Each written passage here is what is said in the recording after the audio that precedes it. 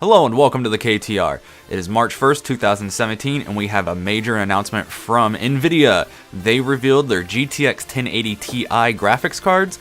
So let's go ahead and take a look at the price, take a look at the specifications, and take a look at how it just compares to the previous generations of GPUs.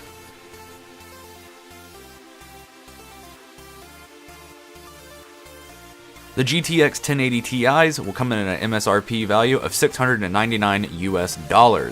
This is on the high end of GPUs as expected. The 80 series has always been at the high end in cost, but performance is definitely up there, and this is apparently the most significant TI increase that Nvidia has ever done on any of their GPUs to date.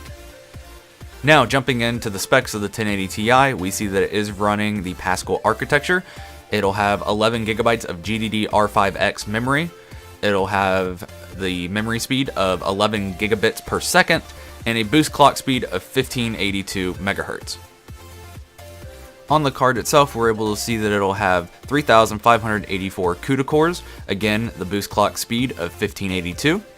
Again, the memory speed of 11 gigabits per second with 11 gigabytes of GDDR5X memory. The memory interface width is 352 bits with a bandwidth of 484. Again, this will have the typical Nvidia technology supported, such as VR Ready, Nvidia G-Sync, and GameStream.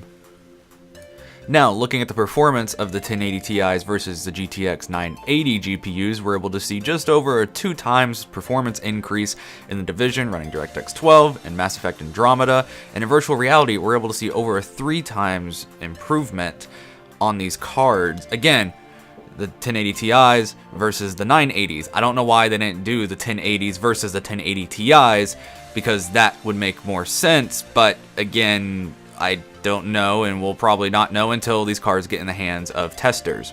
So we'll just have to wait to see the real-world performance.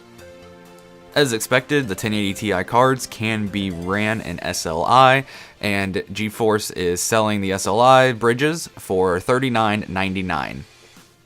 One very interesting change is that Nvidia has decided to scrap DVI ports on the new 1080 Ti GPUs.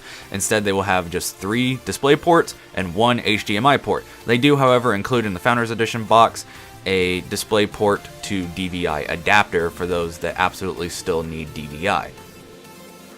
In conclusion, the GTX 1080 Ti GPUs are looking to be a very strong lineup for the year of 2017 so far.